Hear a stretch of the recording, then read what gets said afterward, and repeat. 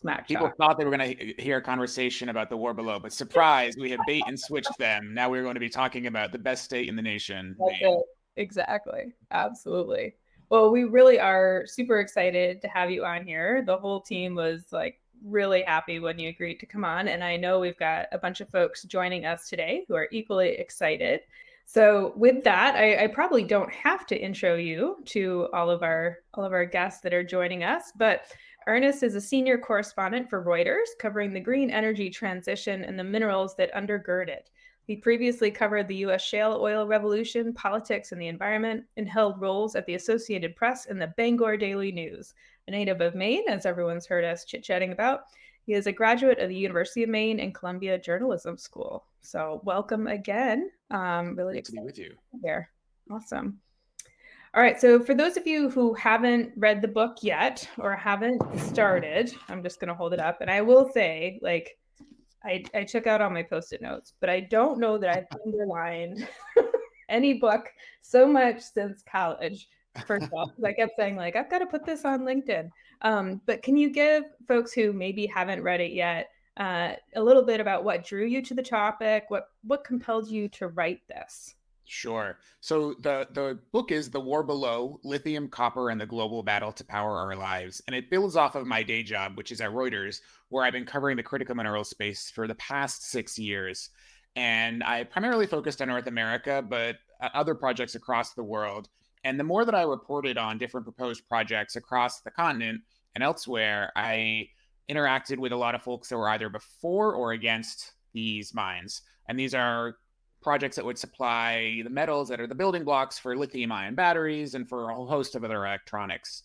And I started to see folks either say, yes, we would love to have this mine here, or no, we don't want this mine here for various reasons, whether that's for indigenous rights reasons or conservation reasons or biodiversity reasons. And when you have the opposition to a lot of these projects and the regulatory, I would say, freezing and out of Washington, D.C., what I started that question was, okay, where are the building blocks going to come from for this green energy transition? If we think climate change is a serious issue, how are we going to get the materials that are needed to build solar panels and wind turbines and electric vehicles? And even more importantly, every single gadget and gizmo that we use in our everyday lives now is made with critical minerals. I mean, the way we're all talking right now is through cameras and copper wiring that are powered by all of these critical minerals. And so it really, to me, brought up this idea of choice, which is the central theme of the book. What are the choices that we're willing to make if we want this energy transition, if we think climate change is a serious topic that needs to be addressed with carbon mitigating devices, and if we want to have the devices that we use every day, like cell phones and laptops and other things powered by lithium ion batteries. These items don't just grow on trees. And so the book really is an exploration of the people that live on the front lines of this tension point here. It's not a book for geologists or investors. It's a book for everyday people because it's a topic that I firmly feel really affects us all. And so that's the core thrust of the book. I would say though, as a geologist and a mining person, like I do think, and probably there are a lot of folks on right now who are in the industry, you absolutely need to read it because Ernest, you tell the stories so well, right? Of not just the projects and the politics and the dynamics, but the people, which Yeah. folks are probably sick of hearing me harp on. We just don't do in our industry. Like there are real people that discover these things and come up with these crazy plans to develop them and figure out how to use this stuff in order to change the world, essentially. And like you've got to read these stories to really understand how connected it is to everyday life. And it's Yeah, really well written too. Like it's a great thank read. you. Thank you. It was really important for me, Emily, to focus on the people that are on all sides of this debate. And Mhm. there's not just one side or another side. There's often multiple facets to the same issue here. And so it was important for me to really dive into that and humanize folks here that might be for a project or against a project or might be for a project for reasons that we might not even think of. Right. And I really wanted to bring that to the audience because I think for too long we've been so used to sort of othering people that might be on the other side of an issue. And I was fortunate in the reporting for this book to be able to spend a lot of time with a lot of the key players here and help to really tell their stories and what I thought was the best unique way possible here. That was important for me. I used to cover the oil and gas industry in my day job before I wrote about critical minerals, and I spent a lot of time actually amongst roughnecks and other people in the oil industry. I actually spent more than 2 years living in North Dakota amongst the oil wells there, and I really got to meet a lot of people that were on all sides of the oil debate.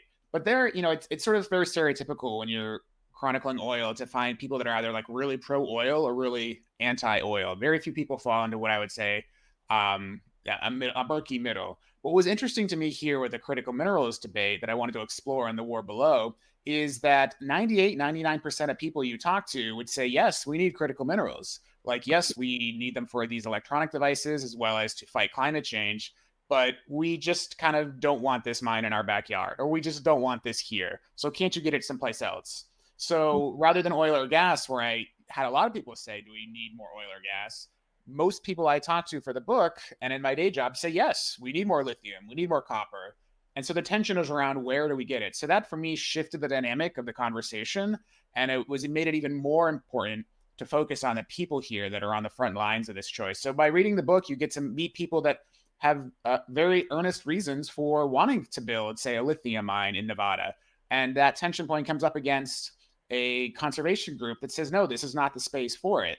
And so as the reader, you get to really walk through both individuals' journeys and discover the complexities of the situation and make for a determination for yourself. I don't really come to any conclusions in the book other than it's important to really be grappling with these choices, which I would argue is actually a very strong conclusion here, is that we need to be thinking through the complexities of this situation. Otherwise, we're going to be making the same mistakes that we made 100, 150 years ago when the petroleum-based economy took off. And so that's one of the main reasons why it was important for me to really tell the stories of the people here, because the people are the central characters here. Mm-hmm. Yeah, I think even especially with what some folks might think are really complicated, like rare earths and things like that, that a lot of people might not be aware of, maybe more so now, right? Because there's just been a lot more kind of normal media coverage. But it is complicated and it's very, very different from oil and gas. I think most folks are surprised at how different the industries are. Everything from the geology you work with to discovery and the way the business is set up and financing. So just wondering, like, what takeaways did you see on that in terms of how different the two sectors are, since you spent so much time in both? Sure. I think processing is one of the main areas that I see differences there. With crude oil, you put into a refinery, and I think most people would sort of have a rough understanding that you get jet fuel or kerosene or gasoline out the other end. And with critical minerals, the processing can be very different depending on the critical mineral. So the way you process copper is vastly different than the way you process lithium. And the way that you process rare earths is vastly different than both of those. And those are just three of the many critical minerals that are used to make multiple electronic devices that are out there. And so you just begin to understand the complexity of the supply chain and the sheer need for huge infrastructure increase, which is why you've got efforts by governments in Washington and Brussels and elsewhere to help fund the development of a lot of these, not only mining operations, but what they're called midstream or refining operations as well. I mean, Emily, right now, the United States, for instance, only has 3 copper smelters. And a smelter is sort of, it's a rough analogy, but basically what an oil refinery is. It sort of helps take sort of raw copper and use it into a form that can be used in our everyday lives. There's only 3 of those. And that's a huge strategic disadvantage, I would argue, for the country right now. But if people don't want a mine in their backyard, they're probably not going to want a copper smelter either. And that's just for copper. Yeah. The way you process lithium can be different depending on how you take it out of the ground. And there's at least 2 common ways right now to take it out of the ground. The US doesn't have any nickel processing equipment right now. There's some in Canada, just north of the border, but it does not have any here within the borders right now. There's no major cobalt mine. And only one operating nickel mine in the entire Yes. US. Yeah, Right? exactly. Yeah. And so this is the current reality, and this is the current situation right now.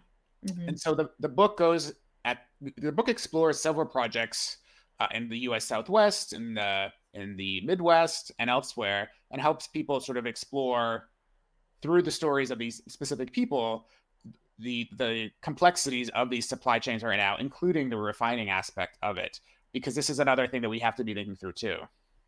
Yeah, and I think you hit it on the nail on the head. Like if folks don't want to mine in their backyard, they're really not going to want a smelter. And I tried to make this point a few weeks ago. The Department of Energy had a critical minerals workshop out in Denver, and this big focus with DOE money on trying to like create processing capacity in the US. And it's like if you think it's hard to get a mine permitted and approved in the local community, this is going to be a huge challenge, right? Even with big government support.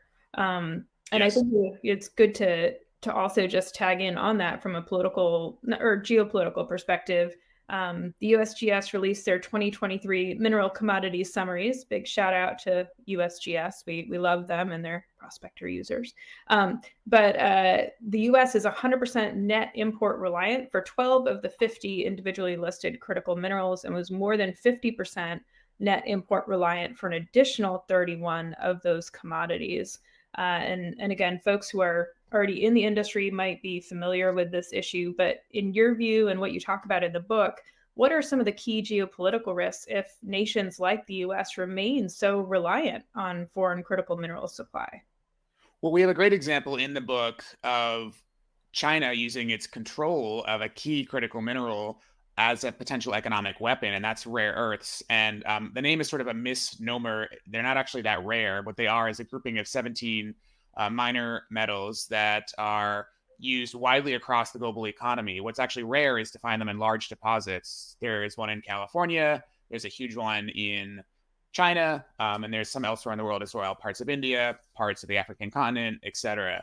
But while the United States helped invent, or I would say helped prop up the modern rare earths industry in the years after World War II, China, the past 20 or 30 years, has essentially cornered the market and grown technologically as well as in a manufacturing sense around rare earths. And so the United States has basically let that growth happen and let its own domestic industry shrink. And in 2010, the world sort of got a huge wake-up call, I argue in the book, to China using this prowess for its benefit. I mean, it got into a diplomatic dispute with Japan involving a Chinese fisherman and a Japanese Coast Guard vessel.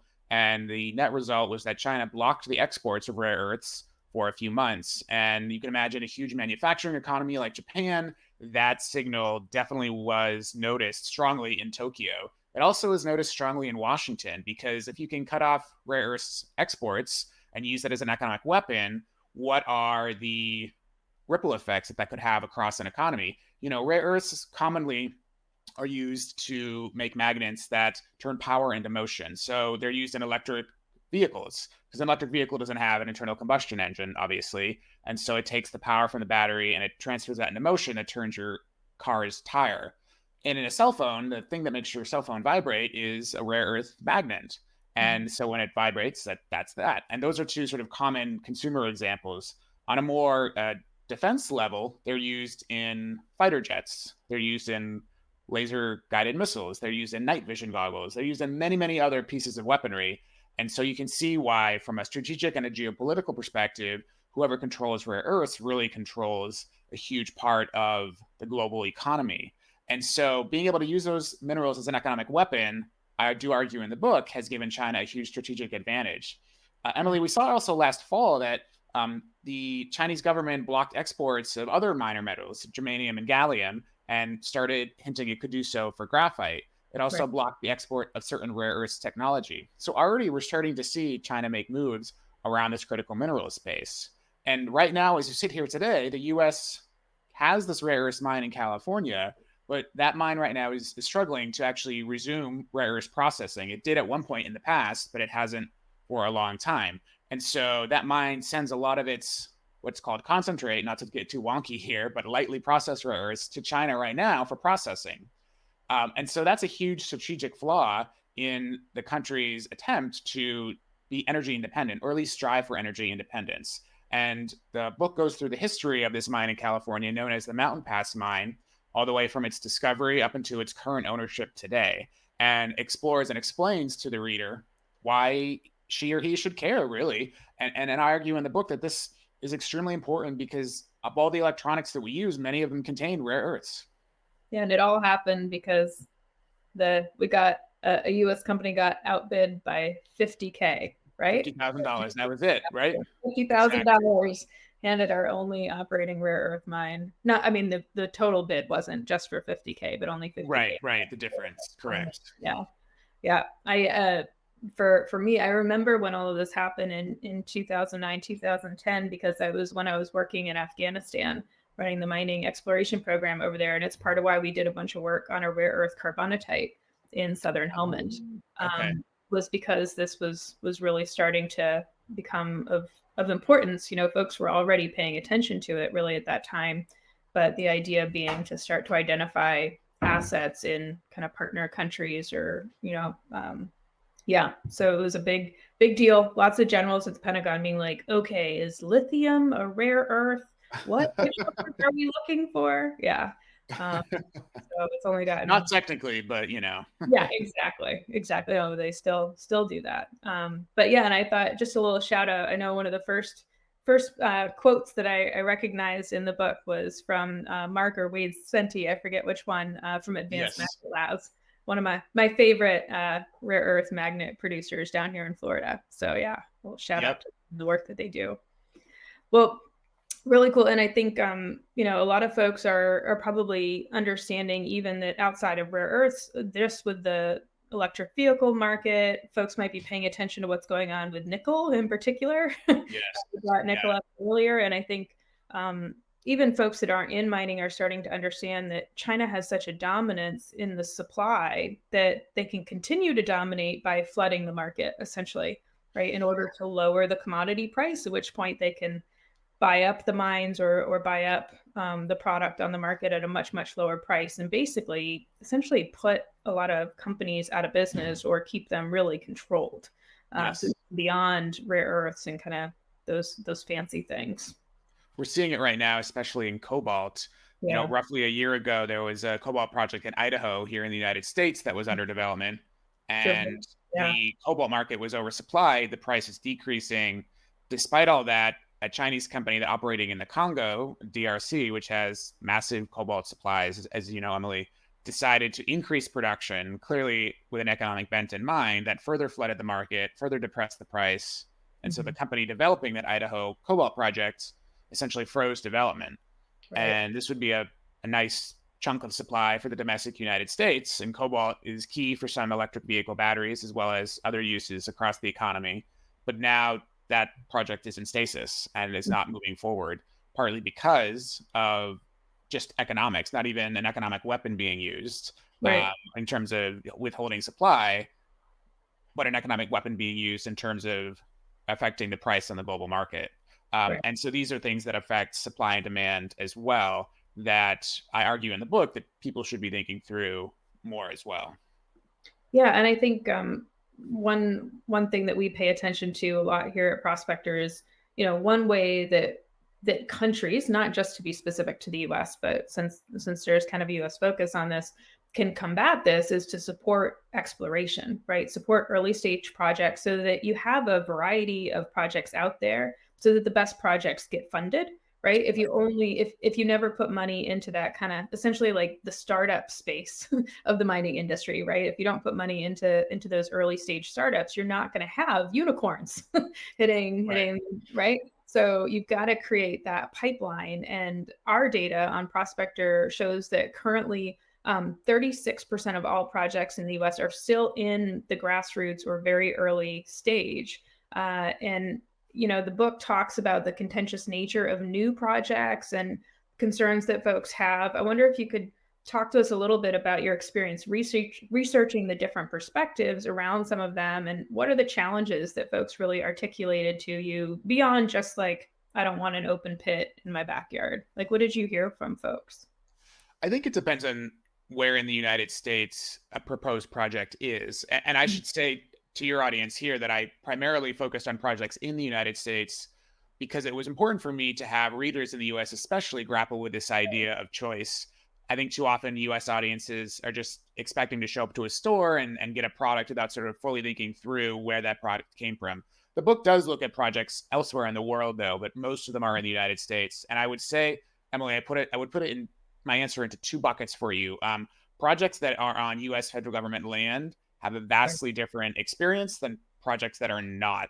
And most of the projects in the United States right now are on US federal land just because most Western land in the US happens to be controlled in some fashion by the US federal government and also happens to have large mineral deposits.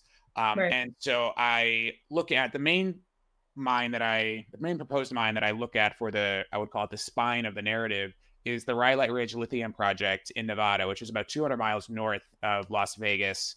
And this is a massive deposit of lithium commingled with boron. So you've got two potential revenue streams there, which makes banks and other financiers pretty happy for obvious reasons. Yeah. But that giant deposit also is the home to a rare flower found nowhere else on the planet. And so you can just imagine sort of the conversation. Lithium, right? I mean, it's rare because that flower specifically grows. Correct. We have the deposit, and you've got sort of the flower that lives on the land right above it, and nowhere else on the planet. And so that sparked conversations right away with the U.S. Fish and Wildlife Service. That and I chronicle this in the narrative, sort of explores how best to save that flower. At the same time, you've got other U.S. federal officials eager to help support the lithium deposit and have it be developed really for use to fight climate change. And so there you've got sort of one main actor with sort of many different offshoots, but basically the U.S. federal government. I also chronicle a proposed mine in North Carolina, which is just outside Charlotte. And this mine basically requires the company to buy up pieces of land, almost sort of like how oil companies have to do nowadays when they go to a new place. When I lived in North Dakota, I saw this quite frequently, oil companies, landmen coming around and sort of buying up mineral rights or actual land rights to parcels. And so it requires a methodical, structured approach to talk to several hundred landowners and convince them all to sell. And so that is a different approach there. And both of these companies I've just described are startups, are junior miner companies in the definition, Emily, that you and Prospector would have here. But it requires a sort of a different approach on both sides. And the narrative sort of goes through their particular journeys. Yeah, and that's Piedmont, right? Yes. For folks to know, Piedmont Lithium. Yes. Yeah, absolutely. No, and I find it so interesting that you talk about like the different reactions in different parts of the world, and certainly the different stages, because as we were chatting about, as folks were joining, you and I both come from Maine, and despite the fact that folks in Maine love renewable energy and are typically really hugely supportive of anything that's positive for the environment, there is no way I can ever imagine like a lithium mine opening up in Maine, right? And Right. I know it's this struggle that I know I have these talks with my friends and family back home, right? Between the conservation environmentalists and kind of the need to develop resources. And it's hard sometimes not to just read it as hypocrisy, right? I mean, for me, it's like, okay, so you'd rather have it be in the Congo, right? You'd rather have all of these folks that you're worried about child labor and environmental crises and stuff. If it's over there, that's fine, as long as I can plug my EV in at my house, right? Right. And it's certainly not a positive place to come from when you're like, you're being a hypocrite, right? So I wonder, if you have any thoughts though on how do you think there can be some kind of reconciliation around that? How do we better navigate these questions of which places are really too sacred to develop, Yeah. right? And for very good reasons in many cases, right? Of course. And I wonder if you have any thoughts on that discussion. Yeah, I really focused hard here on the narrative and bringing this bringing the reader along to these really complex choices. I very much agree. You're referencing artisanal mining in the DRC, where oftentimes children as young as 6 or 7 can be part of the supply chain and literally take pickaxe and shovel and take rock out of the ground containing cobalt, and that cobalt would go through a processing network that would be very hard to trace. So you don't know if the device you bought came from cobalt in the DRC, and it can be extremely cumbersome and laborious to track that cobalt. Yeah.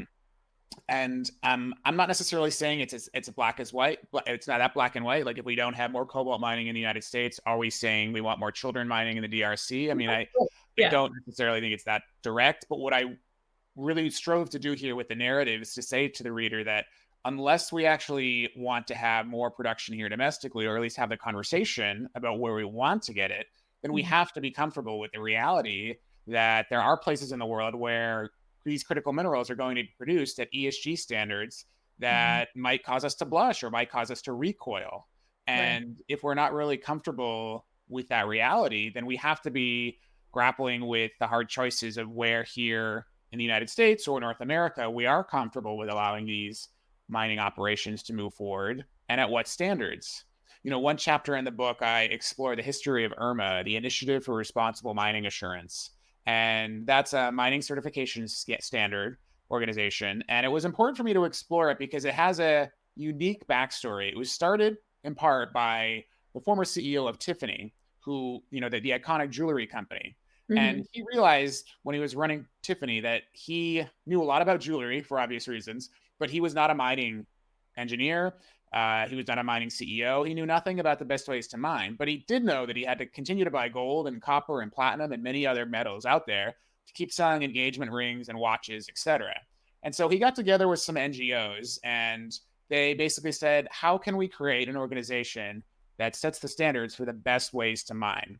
Yeah. And they pulled together indigenous groups, labor unions, mining companies, their investors, local rights advocates, and mining industry's customers. And they put them all in the same room and they said, okay, let's get together and figure out how best to create standards for a mine. And Emily, I got to tell you, like, if that sounds like a motley crew that would be at each other's throats, like when I first heard about this, I was like, there's no way these people would ever get Yeah. together. But fast forward about a decade, and indeed they did. They did find a way, and I chronicle this in this chapter, to form these standards for how they feel like a mine should best operate. And this has got attention from Microsoft, from Ford, from BMW, from other manufacturers across the globe that are saying increasingly they'll only buy metals from IRMA audited mines. And Yeah. an IRMA audit is not necessarily designed to say yes or no to a mine, but to bring transparency so that more people know how much water your mine uses. Do you pay your people a living wage? What are the safety standards you have in place in case there's an accident? Things like this nature. So to bring transparency, because if we need more mines, if we need more critical minerals, then we need to be having a discussion about what are the best ways we can mine. And are there some places where we should mine? But at places where we should be mining, what are the standards in place? And so I think for me, it was important to bring that to the reader here as part of the narrative, because just saying yes or no to something sort of ignores the fact that life is full of grays.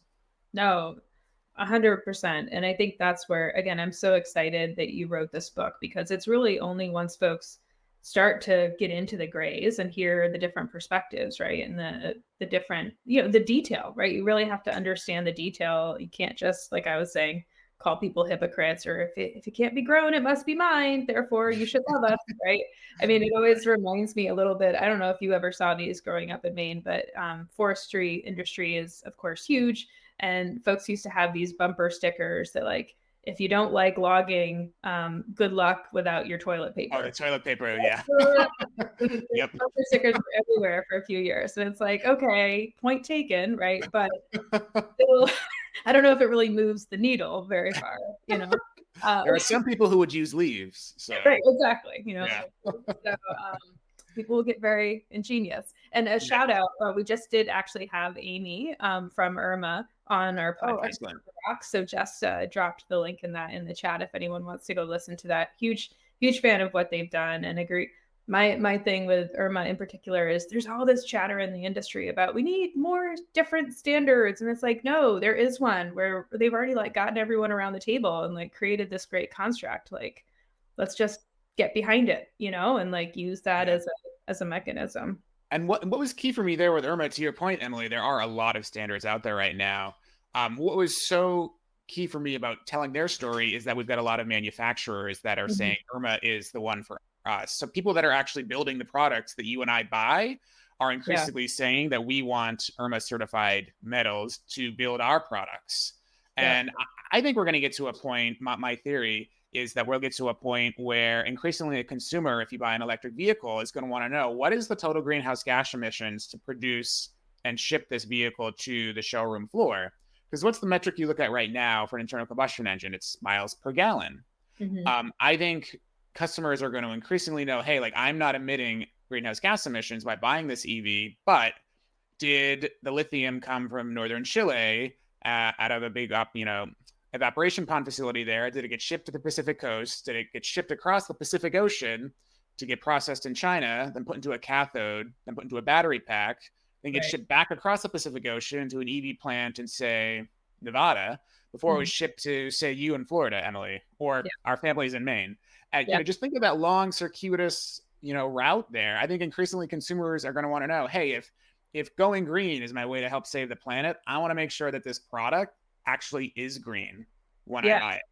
And one of the biggest contributors to the carbon footprint of mined materials is the logistics, right? It's the transportation, and the closer you can have processing to the point of extraction, the less carbon you're emitting by moving low grade ore from one place to another, and then moving kind of better grade material from one place to another, right? I mean, it's a huge part of kind of where that footprint comes from. And I wonder if this might be a good opportunity for you to tee up your leaf blower story. I was just going to actually bring that up here, because too often when I started writing this, people would talk about electric vehicles, which can be somewhat a polarizing topic, or even just sort of a topic out of economic reach for many people, just given the cost right now.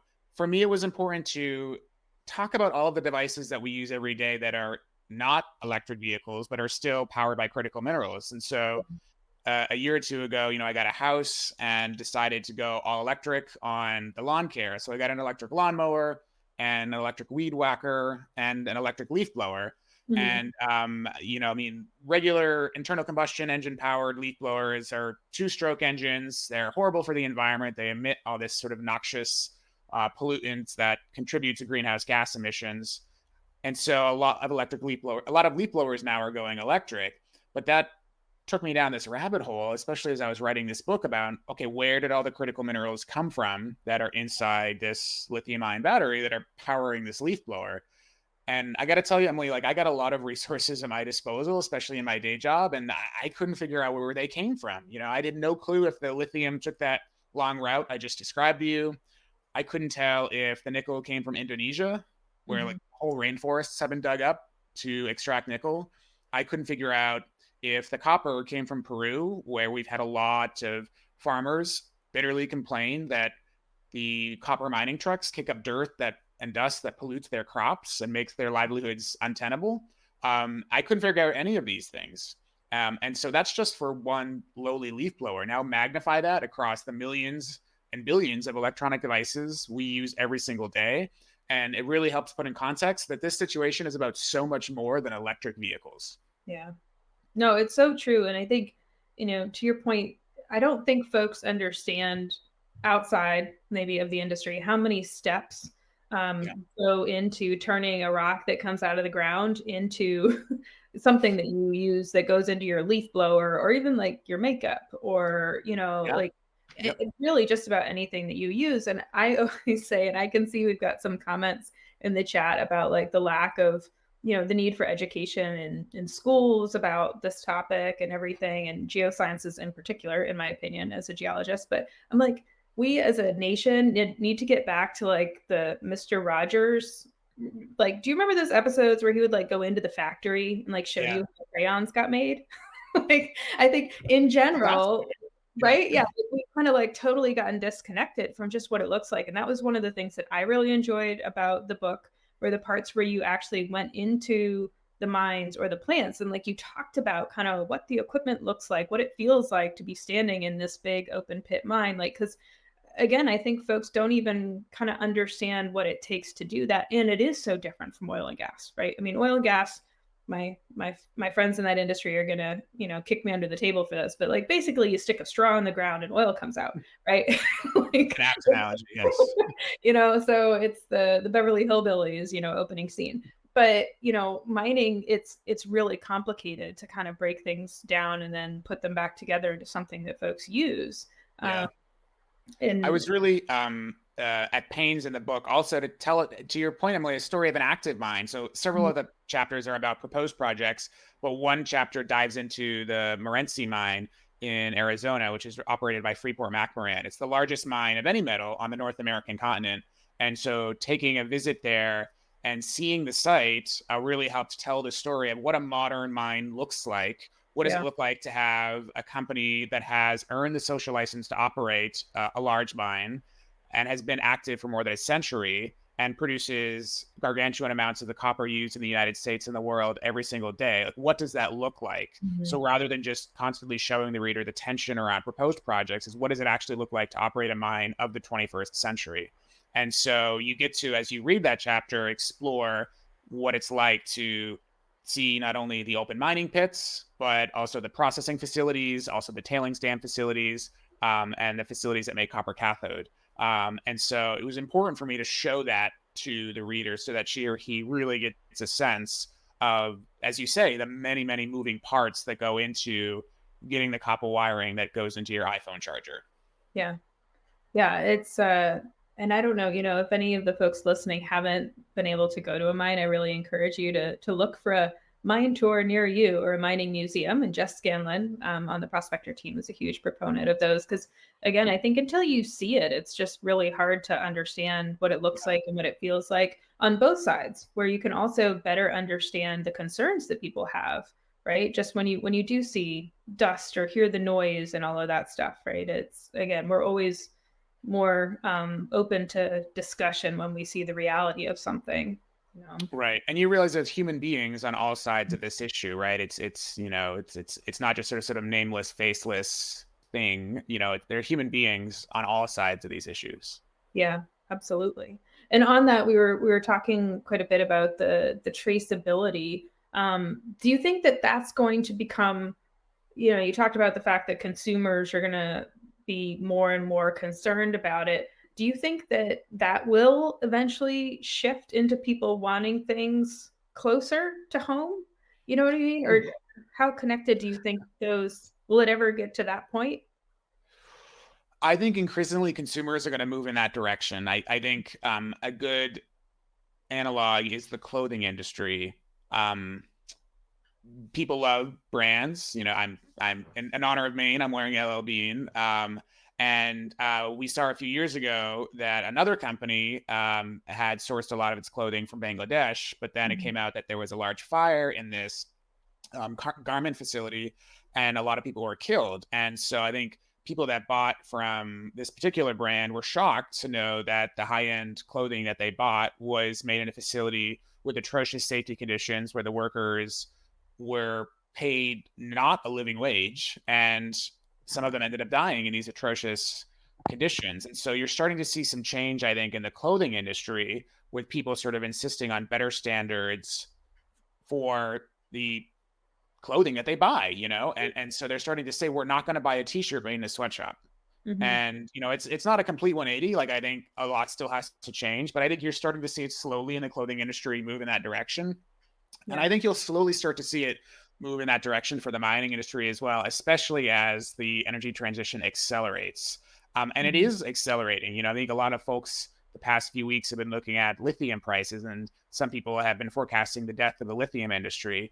I mean, this happens in a commodity cycle, right? I mean, things go up and Women- things come Yeah. down. It's a reality. But what we do know is the demand projections just for lithium are skyrocketing, Yeah. even just this year, let alone the next 10 or 15 years. And that's just lithium. And so I think increasingly consumers are going to want to know that they're buying a product that is ethically sourced. And things like IRMA and other certification schemas, I think, will help get them there.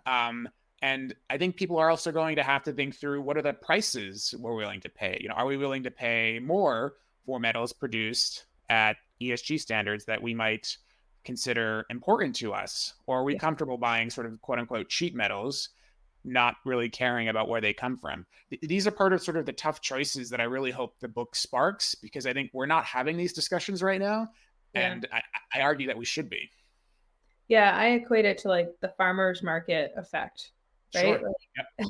At what point, do you want your local nickel mine you want to be buying direct from the nickel mine down the road, because the miners that work there, right?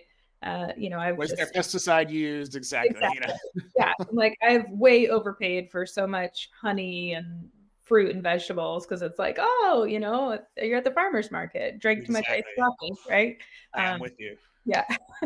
Well, and I know this is a bit of a to kind of go from like that super local focus and zoom out a little bit. One thing I forgot to mention earlier was I loved like the title of the book, The War Below. And there's a lot throughout the chapters about China in particular, but not just China, but like the geopolitical aspect of this. And, do you think that we really are like in a war or a battle, to with other countries? Or how would you frame that in terms of this like, competition for these Yeah, resources? sure. I think there's conflict or tension across various parties throughout the book. So you've got certainly the folks that are supporting mining projects or folks that are against them, and that's baked into every chapter. You have the geopolitical conflict here. You have the Mhm. conflict in Washington, D.C. and in Brussels among regulators. And then you have the tension between consumers and what are the standards that they're willing to take or willing to accept for products that are out there. And so for me, that was the broader tension when you Mhm. put all those together here. I mean, yes, there is a geopolitical tension going on right now between Washington and Beijing over the sourcing of these critical minerals. But there's also a tension on whether we should mine more here in the United States or not.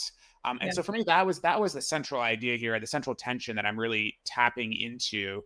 And the title obviously, refers to mineral assets being under the ground, Mhm. hence the below portion there.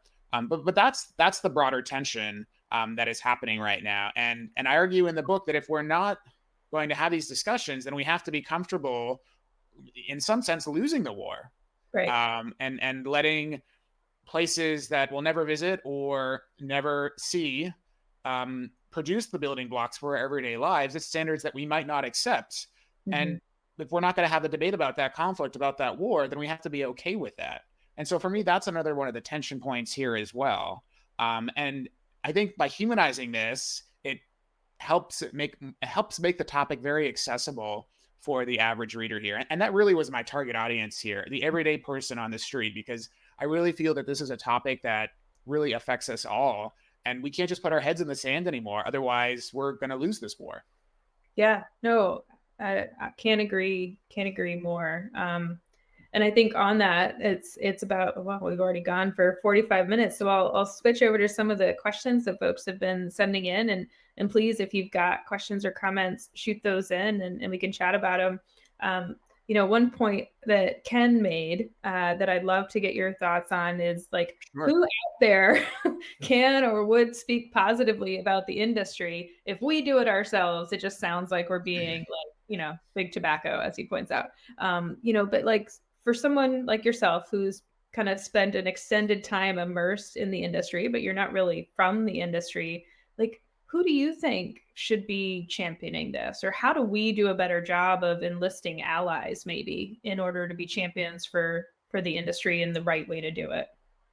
I guess sort of two thoughts to that, Emily. I always at pains here to, as best I can, as best I knew how, to write a book that was fair to all sides, that really, shot down the middle, that said, Mhm. these are complex areas, and the best way that I know how to bring them to the audience is to be as fair and balanced as I can strive to be here. And so I was really um, proud of the way that the book came out, and really proud of the way that it's being received by yourselves and others, including in the conservation and environmental communities. So that was really, really important to me, to not say this person's a villain and this person's a hero, but to really sort of paint the landscape here, and to say, you as the reader decide for yourself where you fall on these complex issues. That was the best way I knew how, because to Ken's point, I mean, these are wildly complex issues that I think too often people have vilified one side or the other, or a third or fourth side, without sort of fully thinking through the complexities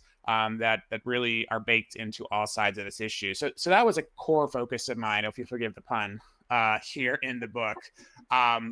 What I would say though is that I think increasingly there are realizations by the average consumer that we're going to need more metals, and so they want to know more. There's a hunger for more information about how these metals are produced, and there's not that much information out there available, say on the World Wide Web or else where to actually learn more.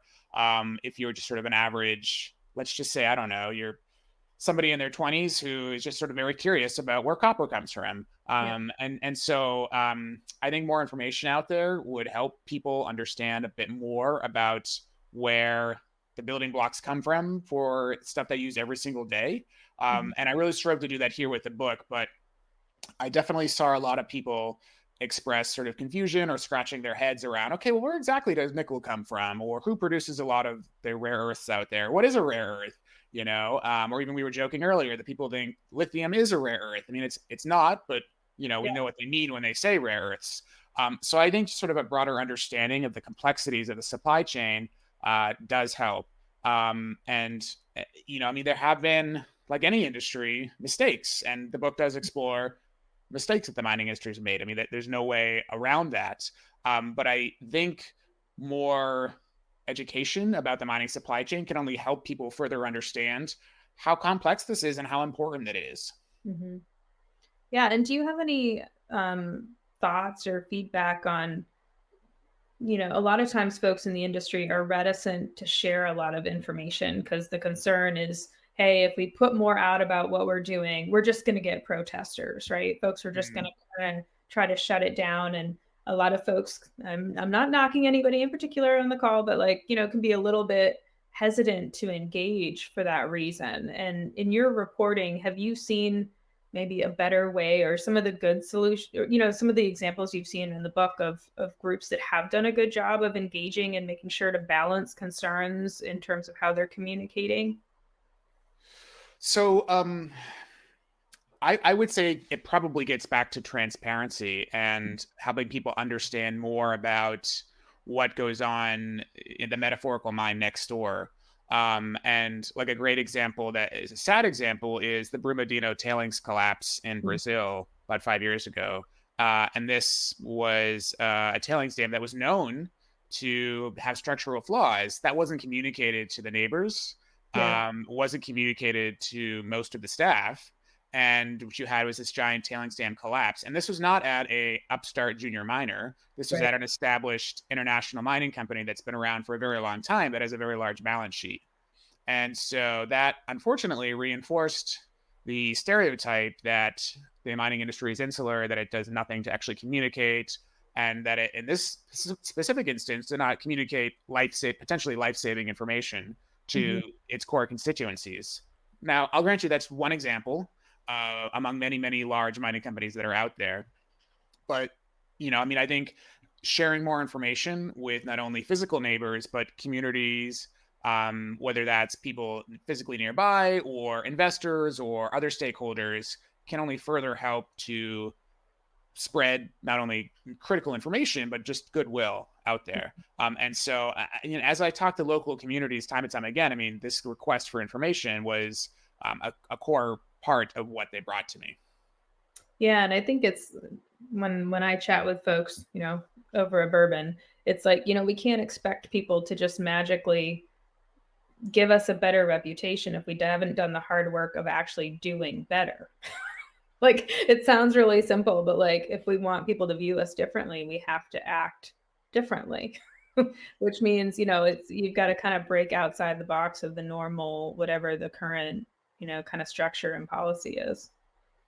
And there's no way around the fact that, I mean, I'm preaching literally to the choir here, but mining is a physically intense, dangerous industry. And there's just no way around that fact.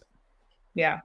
Well, we've got a question or a comment from Mitchell. The elusive prize was mentioned in your book, referencing Energy X in particular. DLE has been seen as a game changer and an important aspect of lessening lithium costs and speeding up the process. How do you see this playing out within North America, where brine grades are marginal compared to what we see in South America? Great question, Mitchell. Yeah. Any Great thoughts? question, Mitchell. I have an up to date answer for you. Last week I was in Little Rock, Arkansas, for an Arkansas Lithium Summit. I had started covering lithium 6 years ago, and I would have never expected I would ever go to a lithium conference in Arkansas, and yet there was 700 people there for a sold out lithium conference. The fire marshal had to turn people away. That's amazing. It was amazing. Yes. And so I think that that's just one state. Granted, it sits on top of the Smackover, which is teeming with lithium. And so the potential there to use direct lithium extraction is huge. The, certainly fulcrum on which that whole plan, pivots is indeed, can DLE go commercial without the use of evaporation ponds? I think we're going to start to see some success stories perhaps later this year, maybe next year, depending on how various tech deployments play out. But you've got companies like ExxonMobil investing more than $100 million into the space. Mm-hmm. Albemarle, Lilac, which recently got more money from some of its key investors as part of a Series C. And those are just a few examples. You mentioned Energy X. It has the support of General Motors as well as other investors, and it is actively looking across both North and South America. So in North America, specifically to your question, Mitchell, there's projects in not only Arkansas, but in Utah, in California, and elsewhere that are very appealing for their brine deposits. And then I think you get into the question of produced water, which is really interesting to explore. Could the oil and gas industry use the water streams that come up with oil now, and instead of paying to dispose of that, which is basically a cost center right now, could they turn that into a profit center if they can filter lithium from that? And would various DLE technologies allow them to filter that lithium at lower percentages, far lower percentages than, say, in Chile or Argentina? I think the technology is still exploring that right now, but if the potential could be unlocked there, then you can just imagine the sheer spike in domestic U.S. lithium production. Yeah, no, that would be amazing. And I know from my folks in the oil and gas industry, that would be a huge benefit if they can get anything out of that produced water. Nobody wants to pay for water disposal in the oil and gas industry. I never understood until a friend of mine, Taylor McConnell, was dealing with those issues where for a while there it would get backed up.